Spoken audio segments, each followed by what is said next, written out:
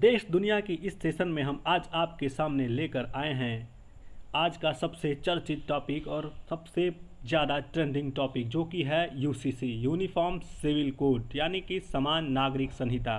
तो जानेंगे इस सेशन में क्या है यूसीसी, क्यों है ज़रूरी और क्या कहता है संविधान तथा किन किन देशों में यह पहले से लागू है।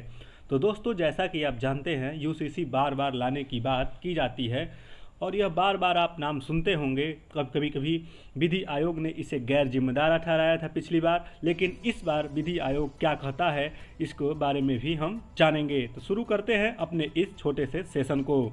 जानते हैं सबसे पहले क्या है यूसीसी। तो दोस्तों, यूसीसी जो कि यूनिफॉर्म सिविल कोड यानी कि समान नागरिक संहिता, क्या है यह? तो समान नागरिक संहिता दरअसल एक देश का एक कानून का विचारधारा है। जैसे कि यह क्या होता है, आप सोच रहे होंगे कि हमारे देश में तो सिर्फ एक ही कानून लागू है, तो फिर यूसीसी की क्या ज़रूरत है। लेकिन दोस्तों, हम आपको बता दें, यूसीसी का ये जो है हमारे देश में एक संविधान है, एक कानून है, लेकिन शादी विवाह तलाक गोद और उत्तराधिकार के मामले में हमारे पास एक कानून नहीं है। ये कानून अलग अलग हैं। जैसे कि हिंदू धर्म के लिए अलग कानून और मुसलमान धर्म के लिए, इस्लाम के लिए अलग कानून लागू है, और जो कि समानता लाने के लिए बार बार ये बातें की जाती रहती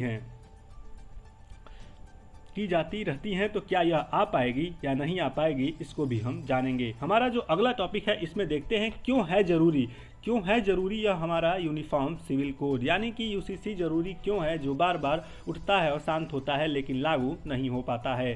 क्या इस बार लागू हो पाएगा, यह भी हम जानेंगे। तो भारतीय संविधान के मुताबिक भारत एक धर्मनिरपेक्ष देश है, जैसा आप जानते हैं। तो देखिए, यहाँ पे जो बात हो रही थी कि भारत में दो प्रकार के पर्सनल लॉ हैं। क्या है? भारत में दो प्रकार के पर्सनल लॉ हैं। पहला है हिंदू मैरिज एक्ट 1996, जो कि हिंदू सिख जैन और अन्य संप्रदाय पर लागू होता है। दूसरा है शरीयत लॉ यानी कि मुस्लिम धर्म को मानने वालों के लिए होने वाला पर्सनल लॉ। ऐसे में विवाह शादी धर्म या फिर जो उत्तराधिकार हुआ गोद या इनके लिए ये दोनों कानून अलग अलग हैं। तो हमारे देश में एक कानून नहीं है और उसी को लाने के लिए बात किया जा रहा है। तो इसलिए यह ज़रूरी है क्योंकि हमारे देश में विभिन्न समुदाय के लोग रहते हैं और सभी के लिए एक कानून होना ज़रूरी है। तो इसलिए जिसको लाने के लिए हमारा सुप्रीम कोर्ट भी 3 बार गुजारिश कर चुका है, लेकिन अभी तक यह आ नहीं पाया है। तो इसमें क्या, देखिए, संविधान में भी इसकी बात कही गई थी। और क्या है वह संविधान में कही गई बातें? डॉक्टर BR अम्बेडकर ने संविधान को बनाते समय भी इस बात को कहा था कि यूनिफॉर्म सिविल कोड वांछनीय है, लेकिन उस समय यह स्वैच्छिक रहना चाहिए, यानी कि उस समय इसको किसी पर थोपा नहीं जाना चाहिए। अब परिस्थितियाँ बदल चुकी हैं, अब चीज़ें हो सकती हैं या नहीं, यह भी हम आपसे जानेंगे।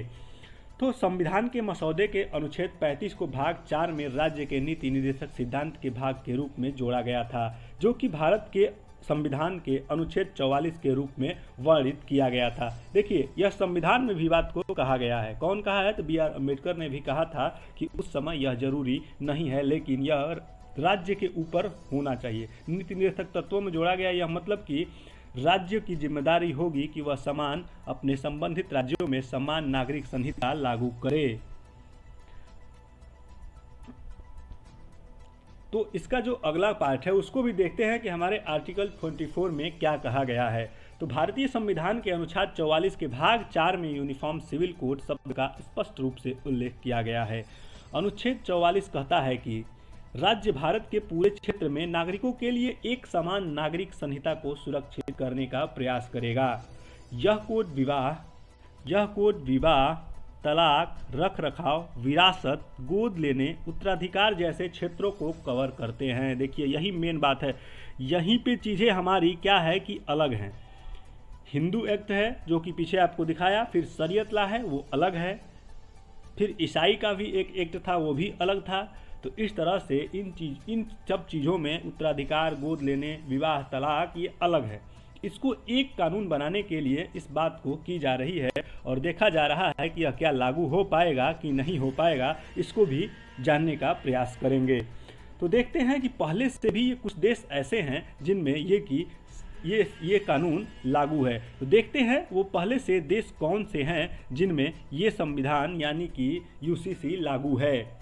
समान नागरिक संहिता का पालन कई देशों में होता है। इन देशों में देखिए सबसे पहले नंबर पे पाकिस्तान है, पाकिस्तान भी है, बांग्लादेश है, मलेशिया, तुर्की है, इंडोनेशिया, सूडान, मिस्र, अमेरिका, आयरलैंड आदि देश ऐसे शामिल हैं। इन सभी देशों में सभी धर्मों के लिए एक समान कानून है और किसी धर्म या समुदाय विशेष के लिए अलग कानून नहीं है।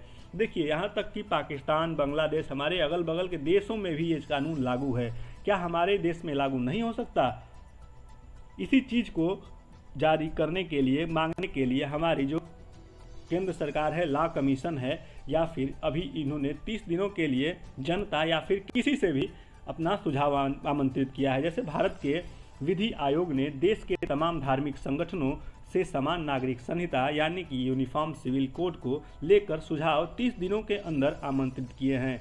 आयोग द्वारा जारी आधिकारिक ईमेल आईडी है जो कि आपके सामने है। पर धार्मिक संगठन या व्यक्ति भी, ऐसा नहीं है कि केवल संगठन, व्यक्ति अपने सुझाव भेज सकते हैं। तो यह ईमेल आईडी है, अगर आप भेजना चाहते हैं तो उस पर अपना सुझाव भेज सकते हैं। अगर यह 30 दिनों के अंदर जो सुझाव आएगा उससे अगर ये लॉ कमीशन जो कि सरकार के पास ये चीज़ें कर देती है कि हाँ विधि लाना जरूरी है, यह कानून जो कि पिछला विधि आयोग जो बना था वह इसको बताया था कि यह अभी जो यूसीसी है अभी गैर जरूरी है, यानी कि गैर जरूरी बताया था, इसलिए यह रुक गया था। यह बार बार चीज़ें आती रहती हैं।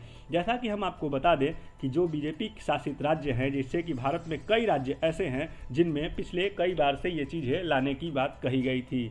जैसे कर्नाटक में भी चुनाव के समय यह बात को लाने के लिए प्रमुख एजेंडा बनाया गया था। और उसी तरह से अन्य राज्य, उत्तराखंड ने भी कहा था कि हम लाएंगे। हेमंत बिस्वा सरकार ने भी कहा था इसको लाने के लिए। गुजरात सरकार ने भी कहा था कि यह लाना चाहिए। तो क्या यह हो पाएगा लागू या नहीं हो पाएगा, यह हमारा विधि आयोग और केंद्र सरकार मिलकर तय करेंगे। और फिर ये जो 30 दिनों का सुझाव है इसमें धार्मिक संगठनों की भी हेल्प ली गई है। तो हमारा आपसे एक लास्ट में प्रश्न यही है, क्या है वह प्रश्न, आइए उसको देखते हैं। क्या यह लागू हो पाएगा, यह तो बात रही, इन पे डिपेंड करता है। अब हम आपसे एक क्वेश्चन पूछते हैं, ये है हमारा धमाकेदार क्वेश्चन। और क्या होना चाहिए लागू या नहीं, इसमें आपकी क्या राय है, यह हमें आप कमेंट बॉक्स में अवश्य बताएं।